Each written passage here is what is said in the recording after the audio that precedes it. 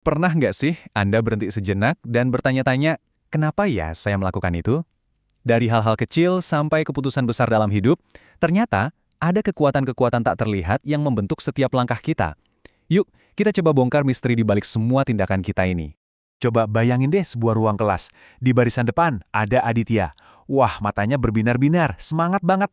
Terus lihat ke belakang, ada Sinta. Mukanya lesu, kayak terpaksa banget ada di situ. Padahal mereka di ruangan yang sama loh, tapi rasanya kayak hidup di dunia yang beda jauh. Nah, perbedaan ini nih yang bakal jadi kunci buat kita ngerti kenapa sih setiap dari kita itu unik banget.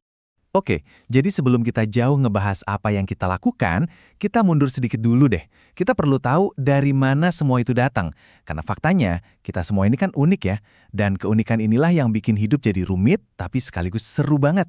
Dan keunikan kita ini ternyata bukan kebetulan sama sekali. Bukan asal jadi aja. Ini tuh hasil dari sebuah, sebut aja tarian yang nggak pernah berhenti antara dua kekuatan super besar. Dua kekuatan yang terus ngebentuk kita, dari sejak kita lahir sampai detik ini juga. Nah, dua kekuatan itu apa aja? Oke, di satu sisi ada yang namanya sifat bawaan atau sering disebut nature. Ini tuh ya warisan genetik dari orang tua kita. Sifat, bakat, semua yang kita bawa dari lahir. Terus di sisi lain ada lingkungan atau nurture. Nah, ini semua pengalaman kita, cara kita dibesarkan, teman-teman kita, budaya di sekitar kita, semuanya. Perpaduan unik antara dua hal inilah yang ngebuat Anda jadi Anda dan saya jadi saya. Oke, jadi para psikolog itu udah dari lama banget berdebat soal ini. Gimana sih dua kekuatan ini, sifat bawaan dan lingkungan, saling tarik-menarik? Mana yang lebih dominan? Nah, dari perdebatan sengit ini, akhirnya lahirlah dua kubu besar, atau dua cara pandang utama yang mencoba menjawab pertanyaan besar kita, mengapa kita melakukan apa yang kita lakukan. Kubu pertama, kita sebut behaviorisme. Gampangnya gini, pandangan ini ngelihat kita tuh kayak mesin penjual otomatis yang canggih. Perilaku kita itu bukan karena niat atau keinginan dari dalam. Sama sekali bukan. Itu murni respons otomatis yang dibentuk sama lingkungan. Jadi intinya menurut kaum behavioris, kita ini coba merespons apa aja yang terjadi di sekitar kita. Ada input, ya ada output, sesimpel itu. Modelnya benar-benar lurus dan sederhana. Ada rangsangan atau stimulus dari lingkungan. Contohnya cuaca lagi panas banget. Nah, rangsangan ini kena ke kita, si organisme, dan langsung memicu sebuah respons. Ya, kita langsung nyalain AC kan? Jadi prosesnya lurus aja. Ada sebab, ada akibat. Udah, gitu aja. Titik. Nah, sekarang kita lihat kubu kedua, yang pandangannya beda banget. Humanism. Mereka ini bilang, tunggu dulu, kita ini bukan mesin atau robot yang cuma bisa bereaksi dong. Menurut mereka, kita ini punya tujuan, punya niat. Perilaku kita itu digerakkan sama kebutuhan dan tekad dari dalam diri kita sendiri untuk mencapai sesuatu. Kita punya kompas internal. Kalau di sini, prosesnya justru dimulai dari dalam. Coba lihat. Pertama, kita ngerasain sebuah kebutuhan. Misalnya, butuh pengakuan atau rasa hormat. Nah, kebutuhan ini nyiptain motivasi. Jadi ada dorongan kuat buat bertindak. Dorongan ini lalu menghasilkan perilaku. Misalnya, kita jadi kerja lebih giat supaya bisa mencapai tujuan kita, yaitu dapat promosi. Lihat kan, semuanya berawal dari dalam, dari niat kita. Oke, jadi sekarang kita punya dua pandangan yang benar-benar bertolak belakang kan? Yang satu bilang perilaku kita itu cuma reaksi pasif sama dunia luar. Sementara yang satunya lagi bilang, oh nggak bisa, perilaku kita itu tindakan aktif yang didorong sama keinginan dari dalam diri. Nah, ini dia perbedaannya. Kalau kita jejerin ya, behaviorism kita ini pasif, cuma reaktif sama lingkungan. Humanism kita ini agen yang aktif, kita yang nentuin tujuan kita sendiri. Nah loh, terus pertanyaannya, mana yang benar? Apa kita ini cuma pion yang digerakin lingkungan, atau kita ini kapten dari kapal kita sendiri? Teori ya tetap teori kan, sampai kita lihat gimana aplikasinya di kehidupan nyata. Oke, sekarang yuk kita balik lagi ke kelas tadi.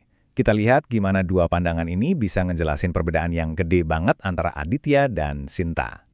Oke, kita mulai dari Aditya. Dia ini, contoh sempurna dari model humanis. Semua tindakannya digerakkan oleh kebutuhan internal yang kuat banget buat bertumbuh dan jadi lebih baik. Coba perhatiin, dia belajar itu bukan karena harus lulus ujian, tapi karena dia benar-benar ingin belajar. Belajar itu udah jadi bagian dari siapa dirinya, bagian dari tujuan hidupnya. Terus kita lihat Sinta. Nah, ini situasinya beda 180 derajat. Dia ngerasa kejebak. Dia ada di situ karena dorongan faktor eksternal, karena gagal masuk jurusan lain, dan karena dipaksa orang tua. Karena motivasinya datang dari luar, bukan dari dalam, dia jadi ngerasa nggak punya kendali atas hidupnya sendiri. Dan ya, perilakunya pun nunjukin perasaan itu. Kalau kita bandingin langsung kayak gini, perbedaannya jadi jelas banget. Motivasi Aditya itu dari dalam, intrinsik, bikin dia proaktif dan selalu terlibat. Hasilnya?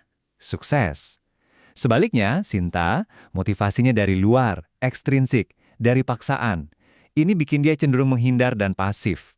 Dan ujungnya, ya sayangnya kegagalan. Waktu Aditya berhasil, dia itu mencapai sebuah kondisi yang dalam psikologi disebut homeostatis. Coba bayangin deh, ini tuh kayak perasaan klik di dalam diri. Perasaan lega, seimbang, dan puas banget karena tujuan yang dia pengen itu tercapai. Dia ngerasa utuh dan selaras sama dirinya sendiri. Nah, di sisi lain, Sinta justru mengalami yang namanya maladaptation. Karena tujuannya nggak tercapai, dia frustrasi, dan cara dia ngatasinnya itu nggak sehat. Bukannya introspeksi diri, dia malah nyalahin dosannya. Ini namanya proyeksi. Atau dia sering ngelamun jadi ekonom sukses. Ini pelarian lewat fantasi. Ini semua adalah mekanisme pertahanan diri yang nggak sehat. Oke, terus apa dong artinya semua ini buat kita? Kisah Aditya dan Sinta ini kan bukan cuma cerita soal mahasiswa di kelas ya. Ini cerita tentang kita semua dalam kehidupan kita sehari-hari. Jadi kesimpulannya gimana? Apakah ini pertarungan behaviorism lawan humanisme? Ternyata nggak juga. Kenyataannya, dua-duanya itu benar. Dua-duanya punya peran. Kita ini memang dibentuk oleh lingkungan kita, oleh rangsangan dari luar. Tapi kita juga punya kekuatan dari dalam untuk memilih, untuk menentukan arah kita sendiri. Jadi kuncinya adalah memahami tarian antara reaksi dan niat ini. Saat kita paham itu, barulah kita bisa benar-benar ngerti diri kita sendiri dan juga orang lain. Nah, sebagai penutung, saya mau kasih satu pertanyaan buat Anda renungkan. Coba deh, pikirin lagi hari Anda, dari pagi sampai sekarang. Berapa banyak sih hal yang Anda lakukan itu cuma sebagai reaksi karena dorongan dari luar, dan berapa banyak yang benar-benar berasal dari pilihan sadar, dari tujuan yang Anda tetapkan sendiri? Coba direnungkan. Jawabannya mungkin bakal mengejutkan Anda.